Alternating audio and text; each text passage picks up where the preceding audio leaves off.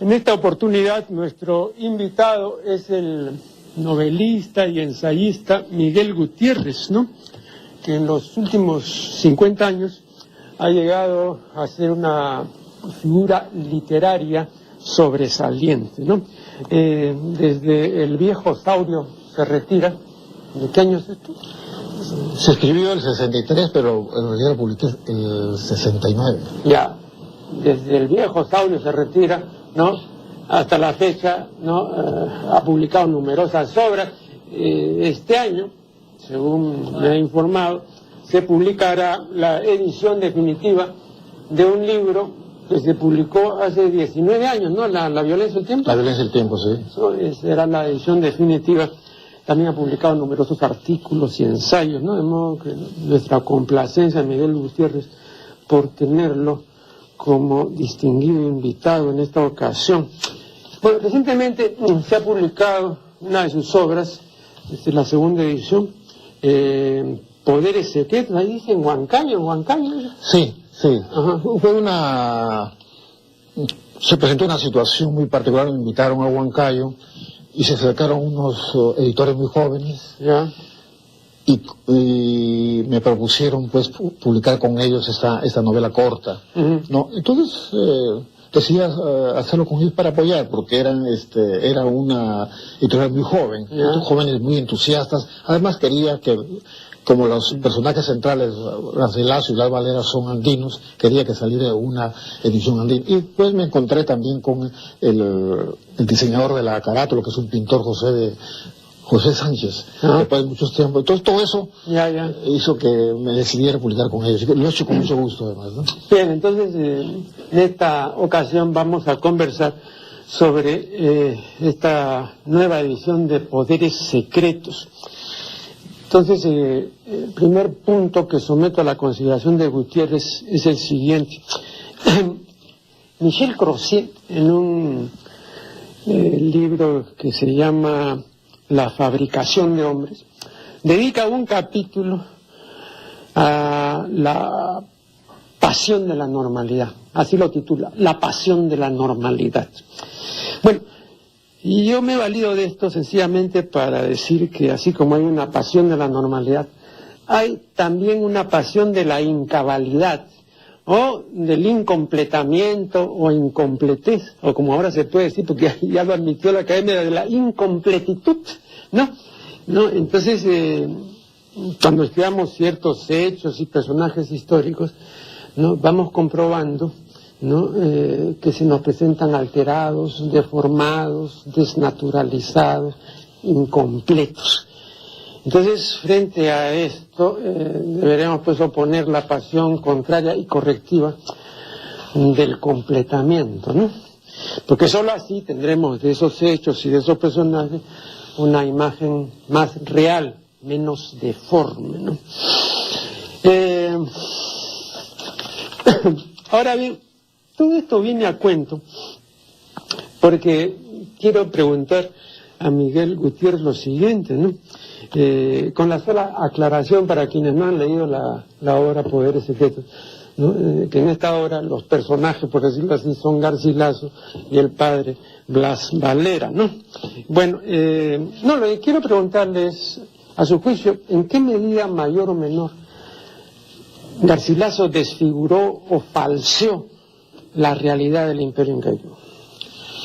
Bueno, hay, sobre todo los historiadores, que no los estudiosos de la literatura, han determinado pues que como historiador propiamente, como historiador, Garcilaso no es un escritor muy confiable. Hay mucho de fantasía, hay también, y que son las partes más hermosas de su prosa, hay muchas reminiscencias, hay leyendas, fábulas contadas maravillosamente por él, y que tal vez desde el punto de vista de la prosa es lo más hermoso de él, ¿no? Entonces, claro, uno de los problemas que hay con Garcilaso es este problema que sobre todo lo vieron los historiadores del siglo XIX, ¿no? Que no era un cronista confiable, era más bien un fabulador, había muchas fantasías en la... Pero a veces también las fantasías terminan por ser parte de la realidad, de una realidad, de un determinado país, ¿no? Bueno, entonces, eso por un lado. Pero hay otros que sostienen que Garcilaso no solamente es un gran escritor, es un gran literato, etcétera, etcétera, sino también es un historiador competente y riguroso. Bueno, creo que esa es una polémica. Yo más bien me inclino al primer planteamiento, que Garcilaso no es un historiador muy exacto, por diferentes razones, y en buena parte se conocen ya las fuentes, las principales fuentes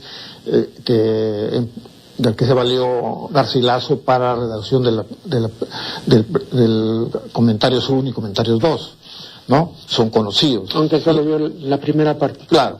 Entonces, a esto añadido, pues, los testimonios de sus parientes, de sus tíos, y tú sabes que los tíos también son muy mentirosos, los tíos son a veces magníficos conversadores, pero también mienten o exageran. Pero fíjate, Miguel, además quisiera indicar lo siguiente, hay una cuestión puramente cronológica, y me refiero a esto.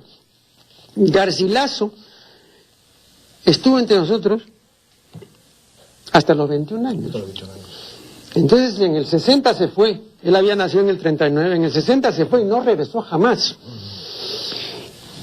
Y tuvo que pues transcurrir prácticamente medio siglo, pues, en 1609, medio siglo para la publicación de la primera parte, pero la segunda parte no la veo, la primera parte de los comentarios.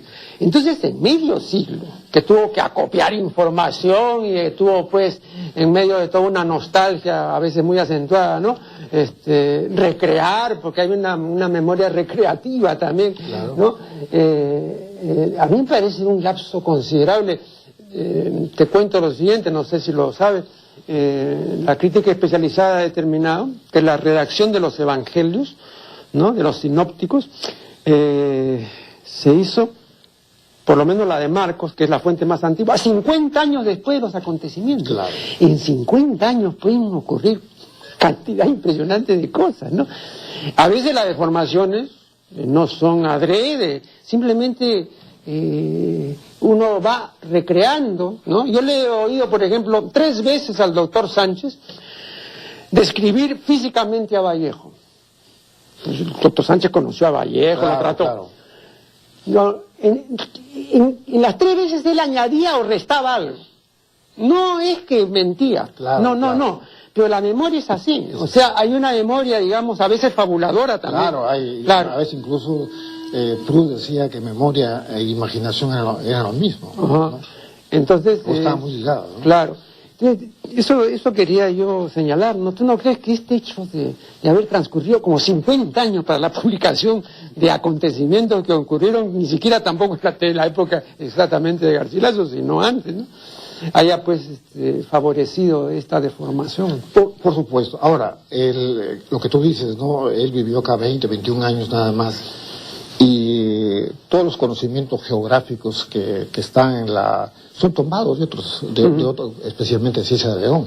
Ahora él siempre dice, ¿no? Él dice, sí, claro. Dice, algunas veces no lo dice, pero sí lo dice. Casi siempre, digamos, sí menciona. Entonces, efectivamente, 50 años después, la nostalgia, incluso la memoria se va transformando, y ya no sabemos qué cosa es la realidad y qué ha añadido el afecto, ¿no? Y sin embargo, estas partes de remembranza, de evocación, de este mundo familiar, de ese mundo cotidiano, son las partes tal vez más cálidas de los comentarios reales. En cambio, hay partes, digamos, un poco tediosas, por ejemplo la enumeración de los incas. Son figuras acartonadas que se asemejan mucho al paradigma del príncipe cristiano de Rivadeneira, por ejemplo, ¿no? Entonces, esos momentos uno quisiera pasar por alto esto, ¿no? Pero de repente nos encontramos con un recuerdo, ¿no? Con la descripción, por ejemplo, de un fruto, de una palabra. Entonces ahí vemos al mejor Garcilaso.